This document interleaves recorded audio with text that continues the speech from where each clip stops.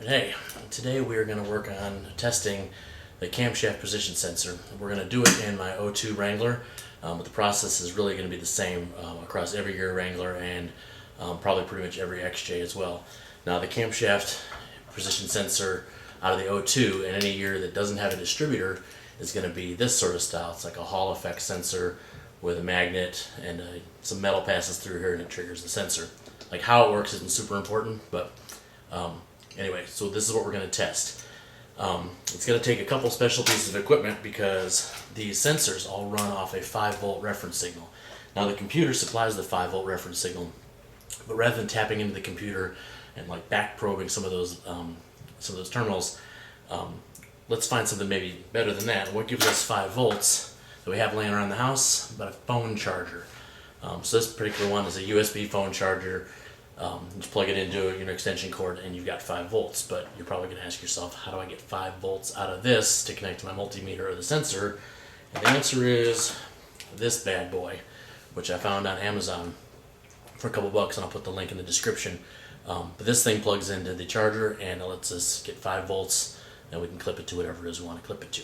So that's one special thing you're going to need. Obviously, you're going to need a voltmeter. This is my cheap digital voltmeter, but it'll work perfect for this sort of experiment. And then one other interesting thing, which is brand new to me, I just got this, we actually just delivered today. This is an Arduino-based oscilloscope that I think I'm going to try and use to help us display the camshaft position sensor while it's being cranked. Now this sensor, this one and the crankshaft position sensor both have a cyclical nature to them. As the engine is cranking or as the engine is running, the signal is going to bounce up and down between 0 and 5 volts. So, it's one thing to test does the circuit work. We're going to test, are the paths clean to the computer and to the ground and things like that. But we're also going to attempt to see if we can use the oscilloscope to see that signal actually in action while the engine is cranking, or maybe while the Jeep is actually running. So let's get started. Okay, so to actually wire up the sensor for our bench test, what we're going to need to do is supply 5 volts to this pin here, because this is where the computer supplies 5 volts to the sensor. Then the middle pin is the sensor ground, so we'll ground that against our 5 volt supply. And then this pin right here is the actual sensor signal. It's the data that communicates to the computer. So that's the one we're actually going to be measuring against our multimeter. So it's going to get a little crowded in here with all these pins being real close to each other. So we're going to simplify our life just a little bit. And we're going to take our USB cable thing that's going to plug into our 5 volt supply, and we're going to just extend these cables just a little bit with some alligator clips. Okay. That side, and then we'll do the same thing with the red. That's going to give us a little bit of breathing room to make some other connections outside of the sensor. So we'll plug in that piece to the phone charger last. Okay, so once again, 5 volt reference signal right there. Ground right here, which is really just the negative side of our 5 volt supply. And then now we're going to bring in our voltmeter. Now on the voltmeter side, we're going to connect the black lead, or the ground lead of your voltmeter, to this third pin, to the sensor signal. Right? And the red lead from your voltmeter, we're going to connect to the 5 volt reference signal again. So what happens is this thing is going to read 5 until the sensor trips, and then it's going to pull the voltage down to 0. And then the last piece of the puzzle is, backlight my voltmeter here, is when I plug in this cable to the charger, we should immediately see 5 volts at the meter. That's USB, so I did it wrong. And just like that, we have 5.17 volts or so. Yeah, this charger is actually supplying about 5.2 volts. But that's good enough for our test. So we can see we've got voltage at the sensor. So now if I take a screwdriver and take a smaller screwdriver And if I pass it between the magnet and the sensor here, I should see the voltage drop. Look at that. And if I pull the screwdriver out, really anything metal, the voltage goes back up. Stick it in, goes down, pull it out, goes back up. So what happens is inside the distributor, it's spinning around real fast. There's a piece of metal that is essentially spinning around with the distributor that passes in front of this thing, every revolution, and it's able to track, RPMs and sync up the cam with the crank and the spark and all the fuel delivery and all that good stuff. So this sensor appears to be working based on this bench test. The next step is going to be to test the signal path to the computer, check the ground path, and make sure that the actual wiring is good between the sensor and the computer. All right. Okay, so the next test we're going to do is going to be to verify that we have 5 volts at the 5 volt reference cavity on the camshaft position pigtail. So that is this down here. So the way these pins are numbered is they're numbered 1, 2, 3, and depending on what year you're in, these may vary. On the 2002, this is pin 1, which is the sensor signal. Cavity 1. This is cavity 2, which is the sensor ground, and this is cavity 3, which is the 5 volt reference. So what we're going to do here is with the key on, because without the key on, the computer isn't sending 5 volts. So with the key on, we're going to verify, we're going to send our probe into cavity 3 for the 5 volt reference, and we're going to measure against ground against the battery. So I'm going to turn the key on.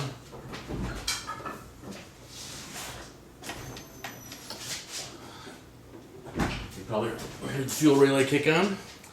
And so I'm going to try and do this so you can see it.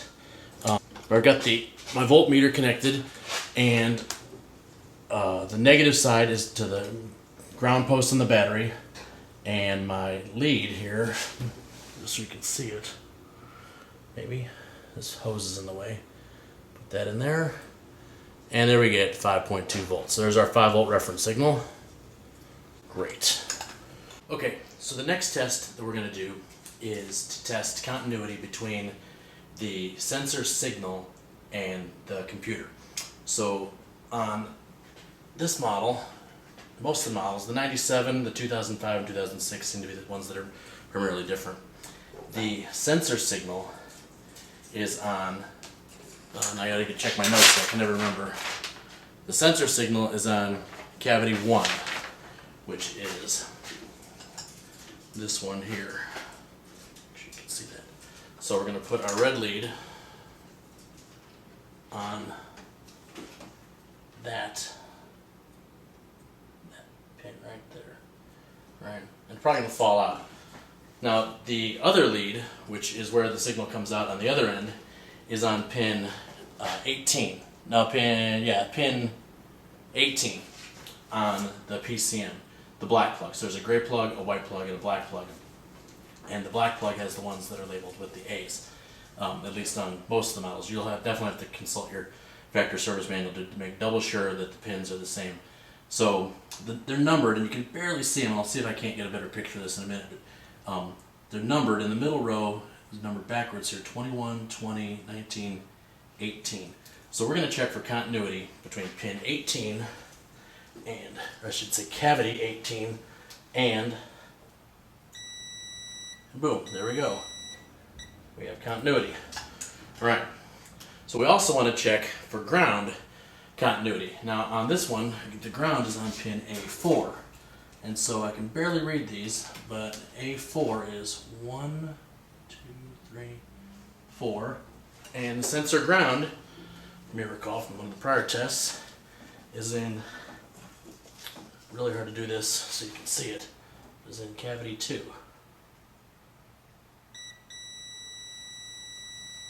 There we go.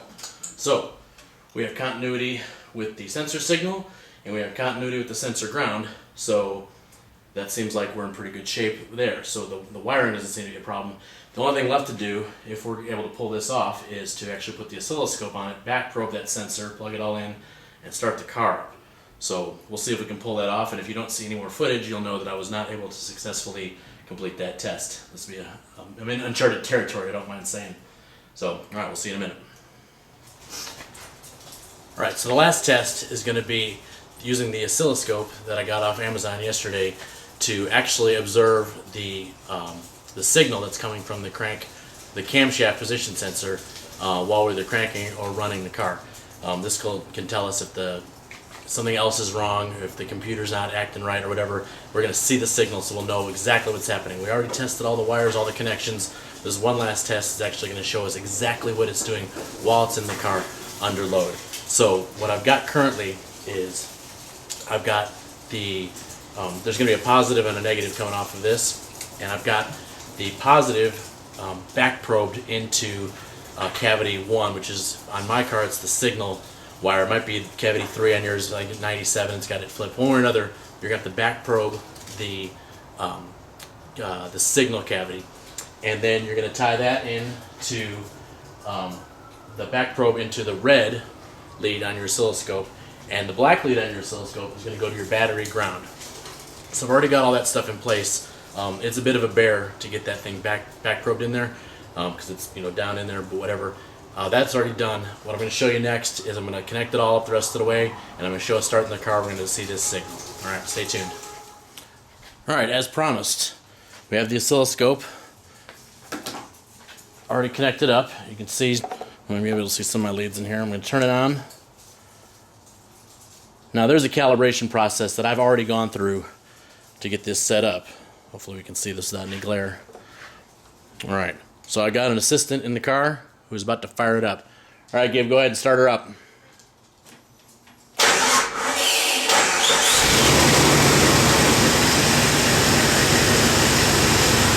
Just like that, we can see that square wave. Right at about a little over 5 volts. My calibration may be slightly off. Give it a little bit of gas. Just a little. My partner can give it some gas here. A little gas. The long. There you go, so you can see the pattern speed up and slow down. Alright. Kill it. Well, I gotta tell you, the $30 I've invested in this oscilloscope are worth it just for that test. So, what we've shown is that we've got a perfectly functioning camshaft position sensor. We tested the signal, we tested the 5-volt reference, we bench tested the sensor, we tested the ground path, we tested the signal path, we tested everything. And now we know that that whole bit of the circuit is clean. So I hope you enjoyed it, and stay tuned for more Jeep sensor testing.